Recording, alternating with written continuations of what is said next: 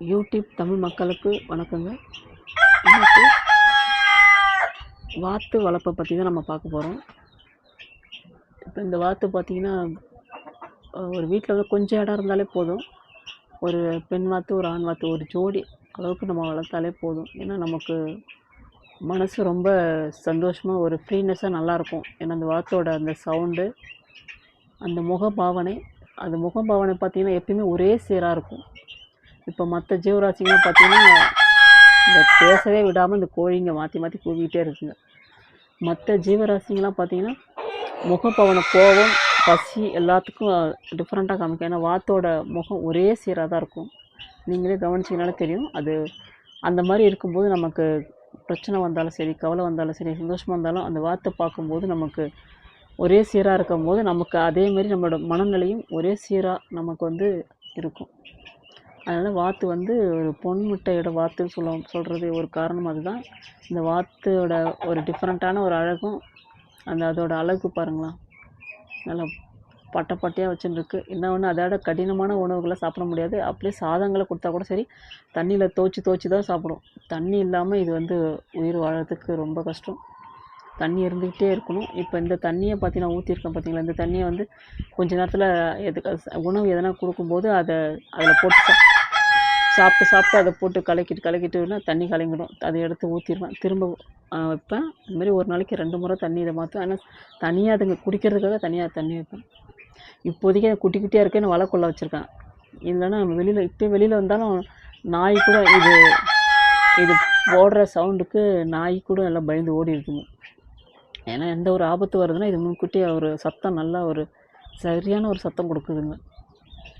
அது மாதிரி இந்த வாத்தோட அந்த முகபாவனை பார்த்திங்கன்னா நமக்கு மன மகிழ்ச்சி கொடுக்கும். ஒரே சீரான முகம் பார்த்திங்கன்னா அந்த வாத்துக்கு மட்டும்தான் இருக்கும். அதை நீங்கள் வாத்து கொஞ்சம் இடம் இருக்குங்க, வளர்த்து பாருங்கள், சந்தோஷமாக சூப்பராக இருக்கும்.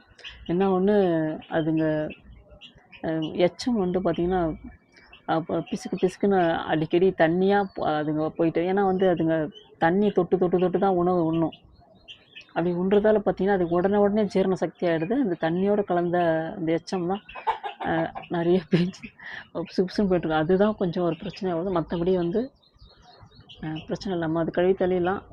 இருந்தால் நம்ம மண்ணான இடமா இருந்தால் நம்ம ஈஸியாக வளர்க்கலாம். ஒரு வீட்டுக்கு ஒரு அழகாகவும் இருக்குங்க. அது நடக்கிற நடையும், அந்த பொறுமையான நடை, நம்ம இதை வாத்துக்களை பார்த்தே நம்மளை திருத்திக்கிறதுக்கு, அதாவது மைண்டு நல்லா செட் ஆகிறதுக்கும், மைண்டு நமக்கு ரிலாக்ஸ் ஆகிறதுக்கும் நம்ம வாத்தை பார்த்தாலே நமக்கு நிறைய விஷயம் புரியும். இனம் புரியாத சந்தோஷம் வரும், சிரிப்பு வரும். ஏன்னா பார்த்திங்கன்னா அது என்ன பண்ணாலும் சரி, அது பொறுமையாக தான் நடக்கும். எந்த பிரச்சனை எதனா துரத்தி வந்தாலும் சரி பொறுமையாக நடக்கும். எதனா ஒரு சின்ன பூச்சிகளாக இருந்தாலும் சரி, ஒரு பறவைகளாக இருந்தாலும் சரி, கிட்ட வந்துட்டா, இல்லை மனிதர்களும் வந்துட்டா சரி, கிச்சுன்னு அது ஒரு சவுண்டு கொடுத்து அதுங்களே பறந்து ஓடுற அளவுக்கு பண்ணுங்க. ஆனால் தண்ணி ஊற்றி வச்சிட்டோம்னா நல்லா தேய்ச்சி குளிக்க ஆரம்பிச்சிடுங்க இந்த வாத்து.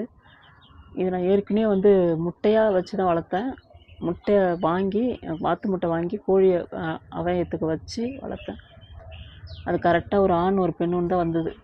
அது வளர்த்து பெருசாக ஆகிடுச்சு. அது கடைசியில் வந்து ஒரு வேலி கண்டா தலையை விட்டு அது என்னமோ தின்னிட்டே இருக்கும்போது அண்ணாண்ட பூனையா இல்லை கீரை பிள்ளையா தெரியல, தலையை கட் பண்ணி எடுத்துகிட்டு போயிடுச்சு. நான் என்ன அங்கே தலை விட்டுருக்க சுட்டு பார்க்கும்போது பார்த்தா தலை இல்லாத வாத்து. அதோட வாத்தே வளர்க்கவே இல்லை.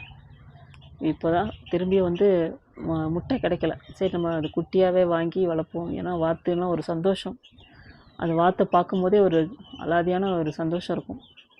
நிறைய பேர் வீட்டில் வந்து எந்த ஒரு பிரச்சனை இருந்தாலும் சரி, எந்த கவலைகளாக இருந்தாலும் சரி, ஒரு ஜீவராசிகளை வளர்க்கும்போது நம்மளோட பிரச்சனைகள் அதுங்க உணவு அளிக்கும்போது நமக்கு வந்து ஒரு புண்ணியம் கிடைக்கும். ஒரு பக்கம் அதுங்களால் நமக்கு ஒரு சந்தோஷமும் கிடைக்கும். நம்மளோட கர்மாவும் கழியறதுக்கு வாய்ப்பு உண்டு. ஏன்னா நம்ம அதுக்கு உணவு கொடுக்கும்போதும் சரி, அதுக்கு தேவையை நம்ம பூர்த்தி பண்ணும்போதும் சரி, நம்மளோட கர்மா போய்கிட்டே இருக்கும். இதில் எல்லாருமே வந்து வீட்டில் எதனா ஒரு ஜீவராசி வளர்க்கலாம். அதில் முக்கியமாக வாத்து வளர்க்குறது, அதாவது கொஞ்சம் பிளேஸ் இருக்கிறவங்க கண்டிப்பாக வந்து வாத்து வளர்த்து பாருங்கள், சூப்பராக இருக்கும். ஏன்னா அதை சொன்ன மனநிலை ஒரே மாதிரி பார்த்திங்கன்னா இந்த பறவைகளும் சரி ஒவ்வொன்றும் ஒவ்வொரு விதமாக இருக்கும். ஆனால் வந்து வாத்து மட்டும் பார்த்திங்கன்னா ஒரே மாதிரி முகம், அதாவது திரும்ப சொல்கிறேன், ஒரே மாதிரி முகம், ஒரே மாதிரி நடை, ரொம்ப அதாவது என்ன இது பண்ணாலும் அந்த வேகம் அந்த ஒரே சீராக தான் போகும். இதை பற்றி நம்ம மனிதர்கள் நிறைய விஷயங்கள் நம்ம கற்றுக்கலாம். அதனால் வாத்து வந்து ரொம்ப சந்தோஷமாக இருக்கும். முட்டை போட வந்துச்சிங்கன்னா பாருங்களேன், போட்டுக்கிட்டே இருக்கும். ஆனால் அந்த முட்டை சாப்பிட்ற மாதிரி இருக்காது. எப்படின்னு பார்த்தீங்கன்னா ஒரு ஒரு ஒரு என்னது ஒரு என்ன ஸ்மெல்லு வரும். ஸ்மெல்லுன்னா நம்ம நாட்டு முட்டைக்கும் இதுக்கும் ஒரு அதிகமாக ஒரு அதை எப்படி சொல்கிறது தெரியல அந்த மாதிரி. ஆனால் அந்த முட்டையை வந்து நம்ம வந்து வெளியில் யாருக்காச்சும் கொடுத்துடலாம். இல்லைன்னா வந்து கோழிக்கிட்ட அவையம் வச்சோம்னா அது பொரிக்கும். இப்போ தான் இவங்க வந்திருக்காங்க பாருங்கள், தேய்ச்சி குளிக்கிறாங்க. இதெல்லாம் நம்ம பார்க்கும்போது எப்படி இருக்கும், சந்தோஷமாக இருக்கும். நம்ம பிள்ளைகள்லாம் இருக்கிற இடத்துல இதுமாரி வாத்து வளர்த்தோம்னா தண்ணியை ஊற்றிச்சுன்னா அதை பார்க்கும்போது குழந்தைங்களுக்கு ரொம்ப உற்சாகமாக இருக்கும்.